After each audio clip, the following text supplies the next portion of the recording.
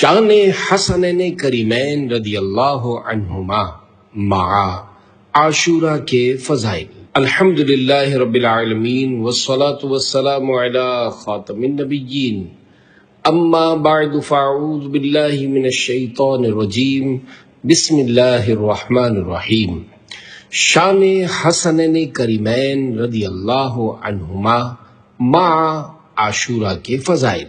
6 اور 10 محرم شریف 1445 ہجری مطابق 24 اور 28 جولائی 2023 کو دعوت اسلامی کے عالمی مدنی مرکز فیضان مدینہ کراچی پاکستان میں مدنی مذاکرے سے پہلے عاشقان صحابہ و اہل بیت کے درمیان ہونے والے امیر اہل سنت حضرت علامہ مولانا محمد الیاس عطار قادری رضوی ضیائی دامت برکات العالیہ کے 2 بیانات کا تحریری گلدستہ مع ضروری ترمیم و اضافہ۔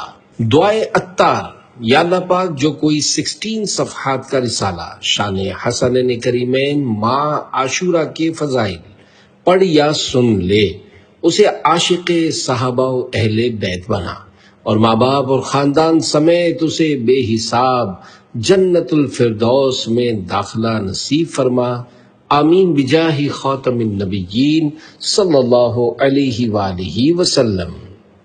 درود شریف نہ پڑھنے کا وبال۔ حضرت امام حسین رضی اللہ عنہ سے روایت ہے کہ حضور نبی کریم صلی اللہ علیہ وآلہ وسلم نے فرمایا، کنجوس ہے وہ شخص جس کے سامنے میرا ذکر ہوا پھر اس نے مجھ پر درود پاک نہ پڑھا۔ صلو علی الحبیب صلی اللہ علی محمد۔ شان حضرت امام حسن مجتبی رضی اللہ عنہ۔ مشہور صحابی رسول حضرت ابو ہریرہ رضی اللہ عنہ فرماتے ہیں کہ میں جب نواسہ رسول حضرت امام حسن رضی اللہ عنہ کو دیکھتا تو میری آنکھوں سے آنسو جاری ہو جاتے۔ نبی کریم صلی اللہ علیہ وآلہ وسلم ایک دن باہر تشریف لائے، مجھے مسجد میں دیکھا، میرا ہاتھ پکڑا، میں ساتھ چل پڑا۔ حضور صلی اللہ علیہ وآلہ وسلم نے مجھ سے کوئی بات نہ کی، یہاں تک کہ ہم بنو قینقاع کے بازار میں داخل ہوئے اور پھر ہم وہاں سے واپس آئے تو آپ صلی اللہ علیہ وآلہ وسلم نے ارشاد فرمایا، چھوٹا بچہ کہاں ہے؟ اسے میرے پاس لاؤ۔ حضرت ابو ہریرہ رضی اللہ عنہ فرماتے ہیں کہ میں نے دیکھا امام حسن رضی اللہ عنہ آئے اور پیارے مصطفیٰ صلی اللہ علیہ وآلہ وسلم کی رحمت بھری گود میں بیٹھ گئے۔ سلطان دو جہاں صلی اللہ علیہ وآلہ وسلم نے اپنی زبان مبارک ان کے مبارک منہ میں ڈال دی اور 3 مرتبہ ارشاد فرمایا، اے اللہ پاک، میں اسے محبوب یعنی پیارا رکھتا ہوں، تو بھی اسے محبوب یعنی پیارا رکھ، اور جو اس سے محبت کرتا ہو اسے بھی محبوب یعنی پیارا رکھ۔ ان 2 کا صدقہ جن کو کہا میرے پھول ہیں، کیجے رضا کو حشر میں خنداں مثال گل۔ الفاظ معنی: خنداں ہنستا ہوا مسکراتا ہوا، مثال گل پھول کی طرح، یعنی یا رسول اللہ صلی اللہ علیہ وآلہ وسلم، آپ کو ان 2 پھولوں کا واسطہ دیتا ہوں جن کو آپ نے اپنے 2 پھول کہا۔ قیامت کے دن جب احمد رضا اٹھے تو اس وقت یہ پھول کی طرح مسکرا رہا ہو۔ کاش اعلی حضرت رحمت اللہ علیہ کے صدقے ہمارے حق میں بھی یہ دعا قبول ہو۔ ہم حسنین کریمین رضی اللہ عنہما، اعلی حضرت اور تمام اولیاء کرام رحمت اللہ علیہم کے در کے فقیر ہیں۔ اللہ پاک ہمیں ان کا ہی فقیر رکھے۔ پیارے آقا صلی اللہ علیہ وآلہ وسلم نے دونوں کو فرمایا کہ یہ دونوں میرے پھول ہیں، تو اعلی حضرت رحمت اللہ علیہ نے اس حدیث کو اپنے مقطع یعنی کلام کے سب سے آخری شعر جس میں شاعر اپنا تخلص ذکر کرے میں استعمال فرمایا۔ صلو علی الحبیب صلی اللہ علی محمد۔ شہزادہ علی وقار کی ولادت شریف، بلیسڈ برتھ، حضرت امام علی مقام امام ہمام امام عرش مقام ابو محمد حسن مجتبی رضی اللہ عنہ کی ولادت باسعادت 15 رمضان المبارک 3 ہجری میں ہوئی۔ آپ رضی اللہ عنہ کا مبارک نام حسن، کنیت ابو محمد اور القاب یعنی ٹائٹلز تقی، سید، سبت رسول اللہ اور سبت اکبر ہے۔ آپ کو ریحانۃ الرسول یعنی رسول اللہ کے پھول بھی کہتے ہیں۔ ہم شکل مصطفیٰ صلی اللہ علیہ وآلہ وسلم۔ خادم نبی حضرت انس بن مالک رضی اللہ عنہ سے روایت ہے کہ امام حسن رضی اللہ عنہ سے بڑھ کر رسول کریم صلی اللہ علیہ وآلہ وسلم سے ملتا جلتا کوئی بھی شخص نہ تھا۔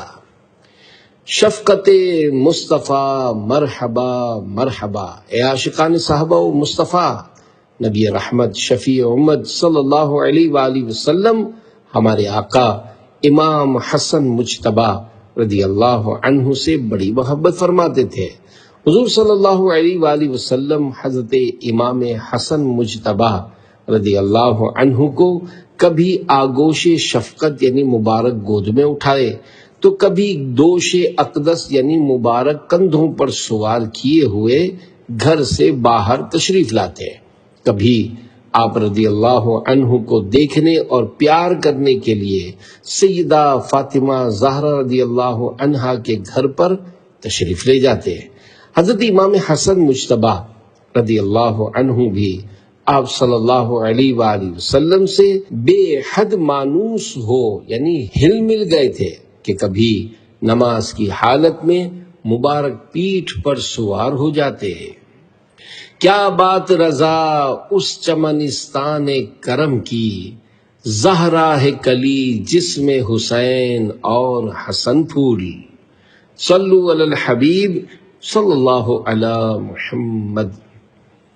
حضور صلی اللہ علیہ وآلہ وسلم کی حضرت حسن مجتبی رضی اللہ عنہ سے محبت۔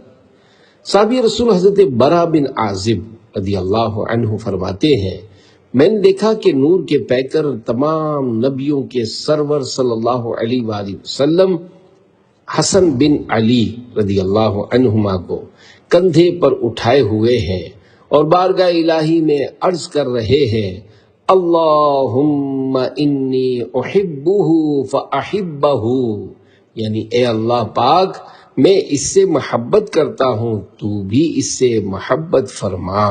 راکب دوش شہنشاہ امم، فاطمہ کے لال حیدر کے پسر، یا حسن ابن علی کر دو کرم، اپنی الفت دو مجھے دو اپنا غم۔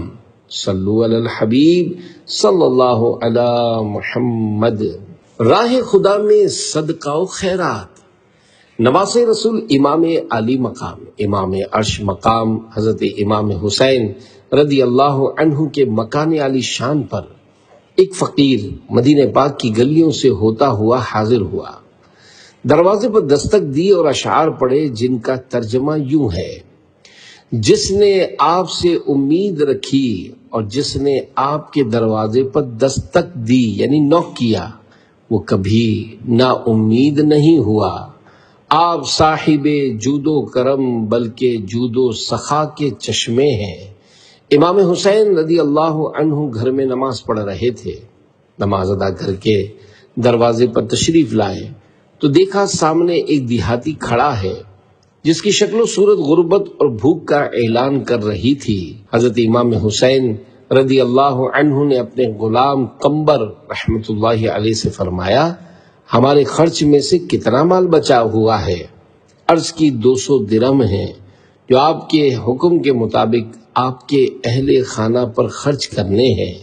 فرمایا جاؤ سب لے آؤ، کیونکہ وہ شخص آیا ہے جو فی الحال میرے گھر والوں سے زیادہ ان درہموں کا ضرورت مند ہے۔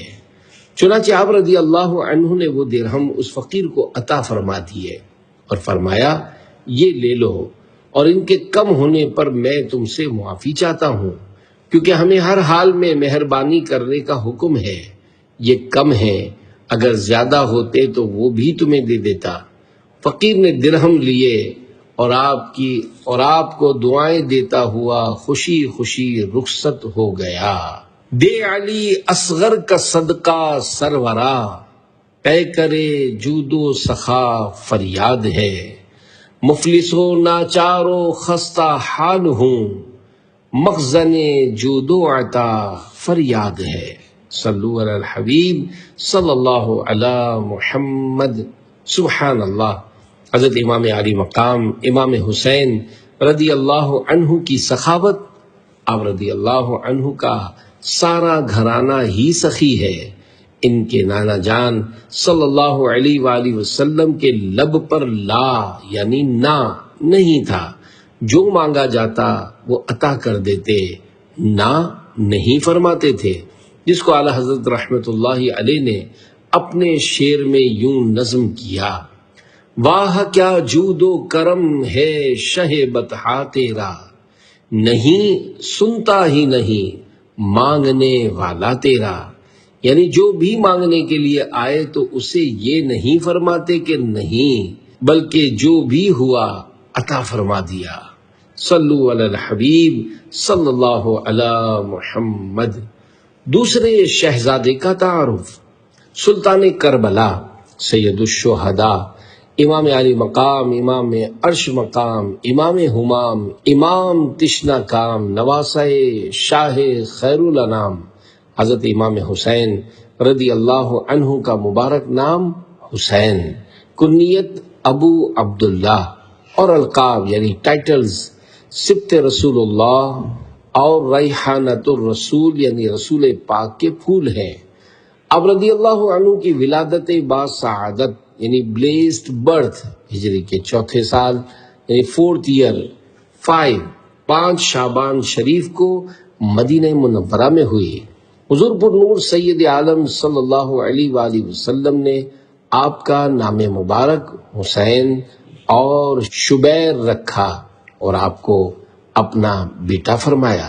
گھٹی، اذان اور عقیقہ، اللہ پاک کے پیارے پیارے آخری نبی مکی مدنی محمد عربی صلی اللہ علیہ وآلہ وسلم نے اپنے پیارے پیارے نواسے حضرت امام حسین رضی اللہ عنہ کے سیدھے رائٹ کان میں اذان دی، بائیں یعنی لیفٹ کان میں تکبیر پڑھی، اپنے مبارک منہ سے گھٹی عطا فرماتے ہوئے دعاؤں سے نوازا۔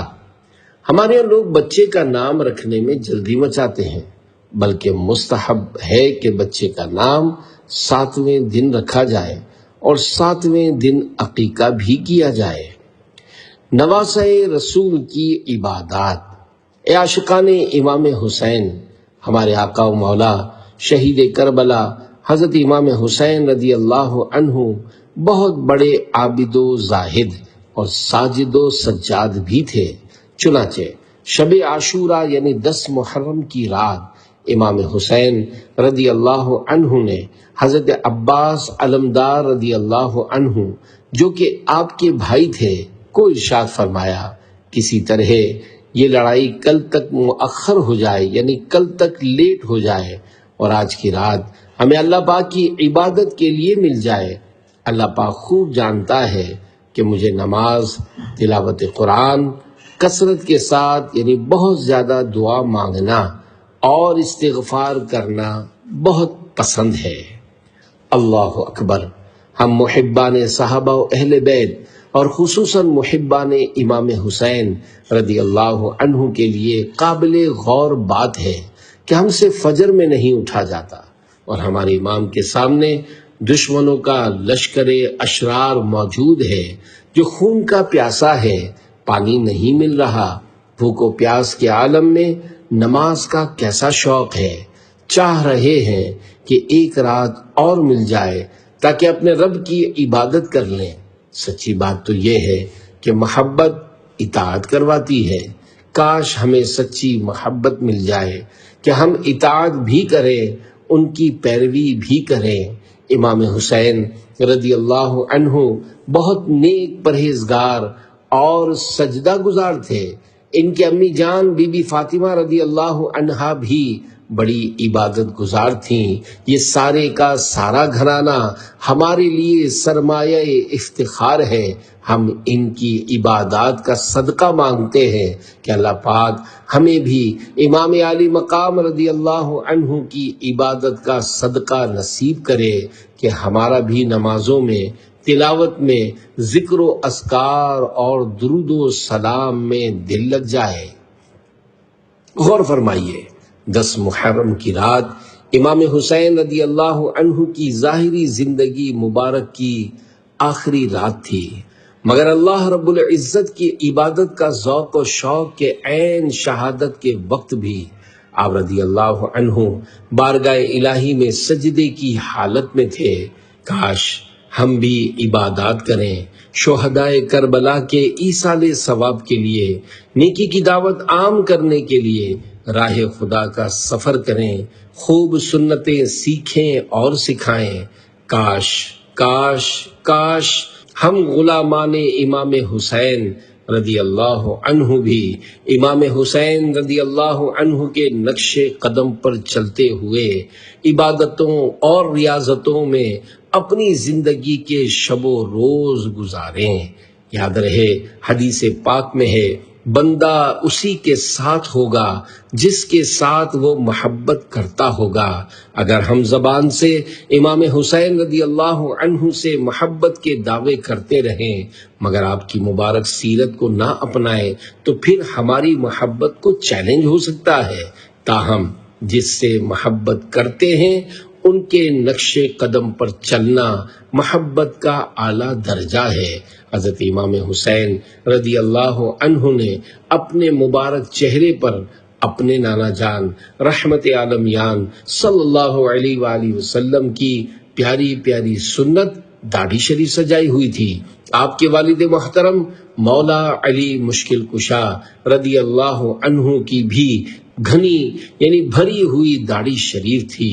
اب ہم غور کریں کہ ہم کیسے محبان اہل بیت اور محبان حسنین یعنی امام حسن اور امام حسین رضی اللہ عنہما کے چاہنے والے ہیں کہ حضرت امام حسین رضی اللہ عنہ نے اپنی مبارک زندگی کی آخری نماز فجر اپنے خیمے میں با جماعت ادا فرمائی، جبکہ دشمن چاروں طرف سے تلواریں چمکا رہے تھے اور نیزے اور ڈھالے تانے ہوئے تھے۔ اہل بیت اطہار علیہم رضوان کی اصل محبت ان کی پیروی کرنے میں ہے۔ امام علی مقام امام حسین رضی اللہ عنہ کی مبارک زندگی سے ہمیں یہ درس ملتا ہے کہ ہمیں بھی 5 نمازیں با جماعت ادا کرنی چاہیے اور وقت آنے پر دین کی خاطر ہر طرح کی قربانی پیش کرنے کے لیے تیار رہنا چاہیے۔ اللہ پاک ہمیں صحابہ و اہل بیت رضی اللہ عنہم کی سچی پکی حقیقی محبت نصیب فرمائے۔ آمین بجاہ خاتم النبیین صلی اللہ علیہ وآلہ وسلم۔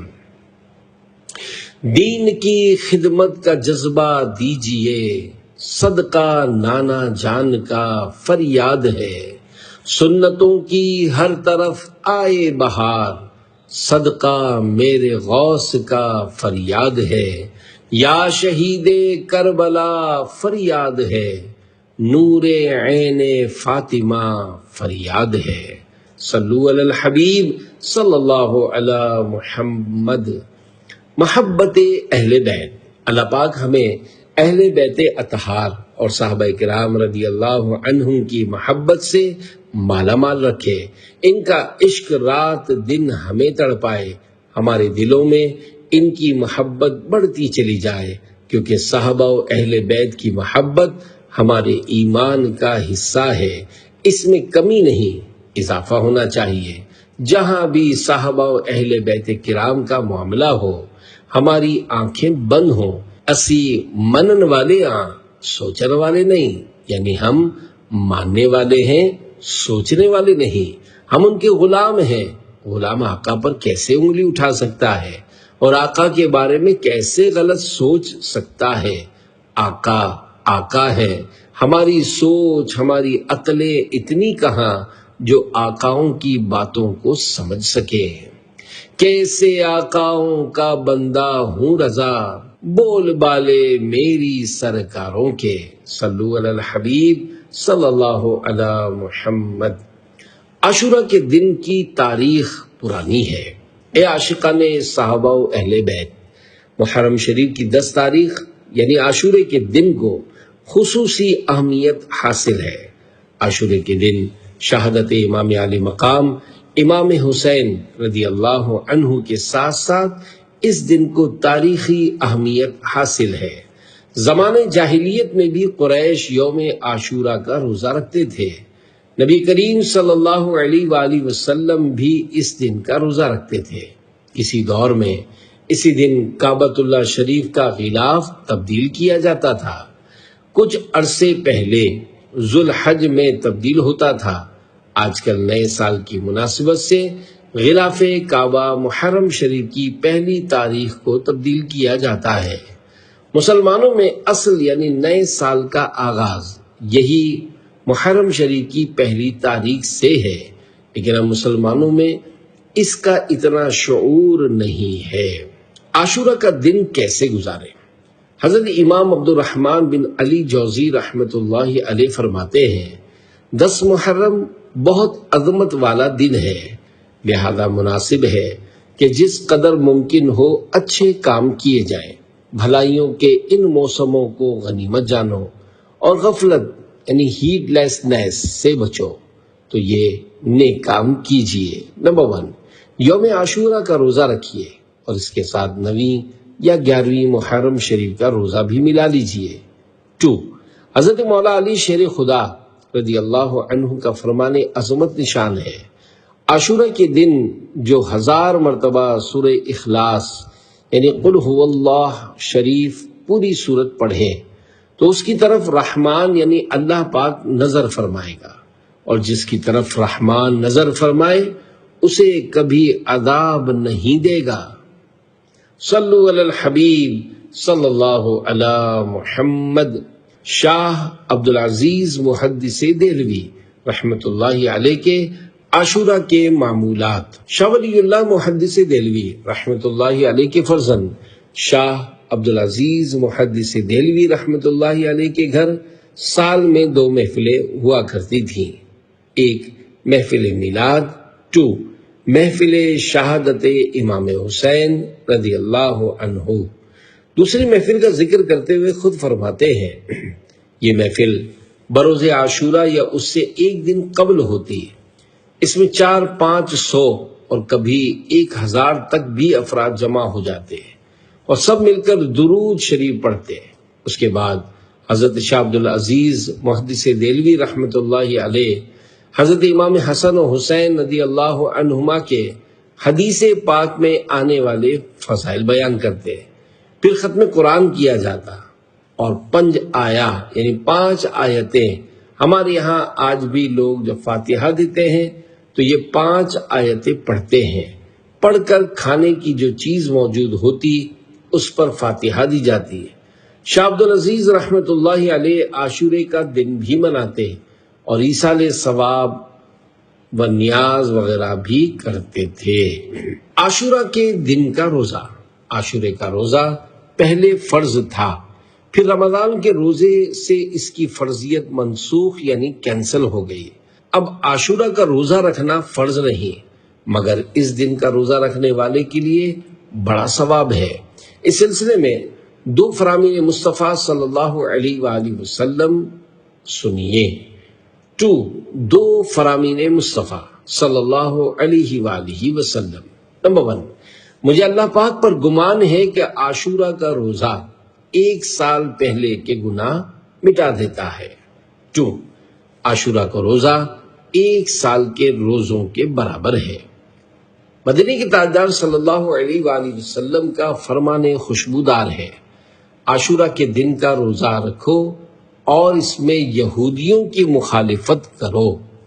یہاں مخالفت سے مراد یہ ہے کہ عاشورہ کے دن سے پہلے یا بعد میں 1 دن کا روزہ رکھو کہ عاشورہ کی 10 تاریخ کو یہ لوگ روزہ رکھتے ہیں تو ہم ان سے الگ ہو جائیں کہ ہم 2 دن کا روزہ رکھیں، پہلے یا بعد میں۔ یعنی 9-10 کا رکھیں یا 10-11 کا رکھیں، یوں ان کی مخالفت کریں تو ان سے ہمارا انداز تبدیل ہو جائے۔ بہتر یہی ہے 9-10 کا یا 10-11 محرم کا روزہ رکھا جائے۔ ظاہری طور پر دور نبوی صلی اللہ علیہ وآلہ وسلم میں عاشورہ کا روزہ، حضرت ربیع بنت معوذ رضی اللہ عنہما فرماتی ہیں، نبی کریم صلی اللہ علیہ وآلہ وسلم نے عاشورہ کے دن انصار کی آبادیوں میں خبر بھیجی، جس نے صبح اس حال میں کی ہے کہ وہ روزہ دار نہیں تو بقیہ دن روزہ دار کی طرح رہے، اور جس نے صبح اس حال میں کی ہے کہ وہ روزہ دار ہے تو وہ روزے سے رہے۔ اس کے بعد ہم عاشورہ کا روزہ رکھتے تھے اور بچوں سے رکھواتے تھے اور ان کے لیے اون کا کھلونا بنا دیتے، جب کوئی کھانے کے لیے روتا تو وہ کھلونا اسے دے دیتے یہاں تک کہ افطار کا وقت ہو جاتا۔ اے عاشقان صحابہ و اہل بیت، حضرت ربیع بنت معوذ رضی اللہ عنہما وہ مبارک صحابیہ ہیں جن کے ابو جان حضرت معوذ رضی اللہ عنہ نے حضرت معاذ رضی اللہ عنہ کے ساتھ مل کر اپنی چھوٹی سی عمر میں بہت بڑے دشمن خدا و مصطفیٰ ابو جہل کو واصل جہنم یعنی قتل کیا تھا، جس نے مسلمانوں کو تنگ کر رکھا تھا۔ ہمارے آقا صلی اللہ علیہ وآلہ وسلم کی خدمت میں جب اس کی موت کی خبر آئی تو پیارے آقا صلی اللہ علیہ وآلہ وسلم نے سجدہ شکر ادا کیا۔ اوپر بیان کی گئی بخاری شریف کی حدیث پاک سے بھی ثابت ہوتا ہے کہ رمضان مبارک کی فرضیت سے پہلے عاشورہ کا روزہ فرض تھا۔ بچوں کو بھی بچپن سے اچھی عادات سکھائیں۔ شرح ابن بطال میں ہے، علماء کرام کا اس بات پر اتفاق ہے کہ عبادت و فرائض بالغ ہونے پر ہی لازم ہوتی ہیں، مگر کئی علماء کرام اس بات کو مستحب قرار دیتے ہیں کہ بچوں کی تعلیم و تربیت کے لیے انہیں عبادات اور روزے کی برکتیں حاصل کروانے کے لیے یہ عبادتیں کروائی جائیں تاکہ ان کی عادت بنے اور بالغ ہو جانے کے بعد ان کے لیے یہ عبادتیں کرنا آسان ہو۔ یاد رکھیے، اگر ہم بچوں کو نفل روزہ رکھواتے بلکہ فرض روزہ بھی رکھواتے ہیں اور بچہ کھانا مانگتا اور روتا دھوتا ہے تو اسے کھانا کھلانا ہوگا۔ یہ عمل حدیث میں بیان ہوا ہے، اور اس لیے بھی کہ اس پر روزہ فرض ہی نہیں۔ اسی طرح محرم شریف کا روزہ بھی بچوں کو مار دھاڑ کر کے زبردستی نہیں رکھوا سکتے۔ ہاں، ان کو شفقت سے، پیار سے، تحفے کا سچا وعدہ کر کے، مثلا آپ روزہ رکھیں گے تو آج ہم آپ کو یہ ڈش کھلائیں گے یا آپ کو فلاں کھلونا لا کے دیں گے۔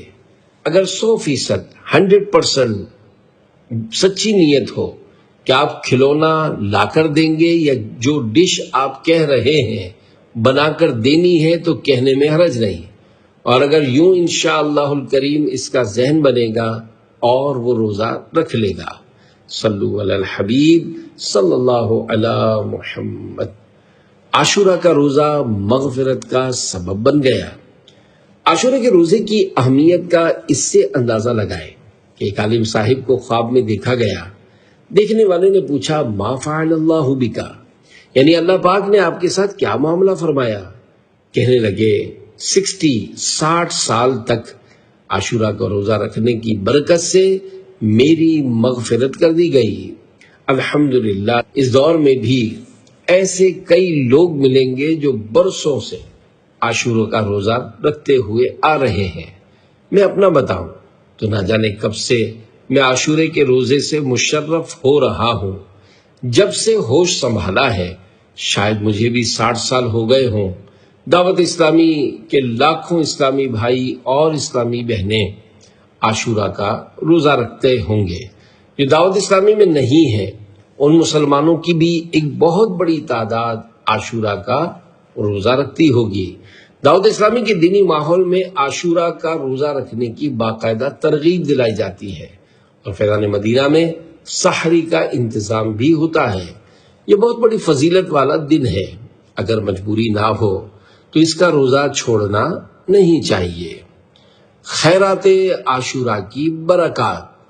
عاشورہ یعنی 10 محرم شریف کے روز ملک کے رے کو آج کل تہران کہتے ہیں، ایران کا دارالحکومت یعنی کیپٹل ہے، میں قاضی کے پاس ایک فقیر یعنی پور مین، غریب آدمی آ کر عرض گزار ہوا، میں ایک بہت غریب اور عیالدار یعنی بچوں والا آدمی ہوں، آپ کو یوم عاشورہ کا واسطہ دیتا ہوں، میرے لیے 10 کلو آٹا، 5 کلو گوشت اور 2 درہم کا انتظام فرما دیجئے۔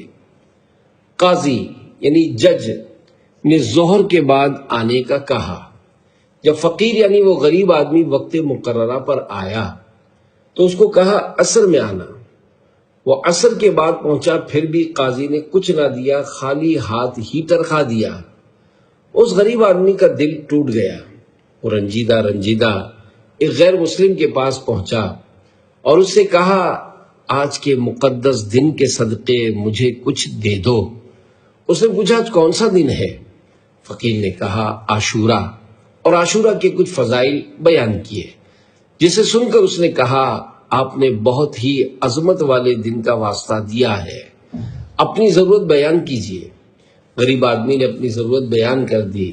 اس شخص نے 10 بوری گندم، 1.25 سیر گوشت اور 20 درہم پیش کرتے ہوئے کہا یہ آپ کے اہل و عیال کے لیے زندگی بھر ہر ماہ اس دن کی فضیلت و عظمت کے واسطے مقرر ہے، یعنی یہ ہر مہینے دیا کروں گا۔ رات کو قاضی صاحب نے خواب دیکھا کہ کوئی کہہ رہا ہے نظر اٹھا کر دیکھ۔ جب نظر اٹھائی تو 2 عالی شان محل، لگژریس پیلیس نظر آئے، ایک چاندی اور سونے کی اینٹوں یعنی گولڈ برکس کا اور دوسرا سرخ یاقوت یعنی لال موتی کا تھا۔ قاضی نے پوچھا یہ دونوں محل کس کے ہیں؟ جواب ملا اگر تم اس غریب سائل کی ضرورت پوری کر دیتے تو یہ تمہیں ملتے، مگر چونکہ تم نے اسے خالی ہاتھ لوٹایا تھا اس لیے اب یہ دونوں محل فلاں غیر مسلم کے لیے ہیں۔ قاضی صاحب کی آنکھ کھلی تو بڑے پریشان ہوئے۔ صبح ہوئی تو ڈھونڈتے ہوئے اس غیر مسلم کے پاس پہنچے اور اس سے پوچھا کل تم نے کون سی نیکی کی ہے؟ اس نے پوچھا آپ کو کیسے پتا چلا؟ قاضی نے خواب سنایا اور پیشکش کی کہ مجھ سے 1,00,000 درہم لے لو اور کل کی نیکی مجھے بیچ دو۔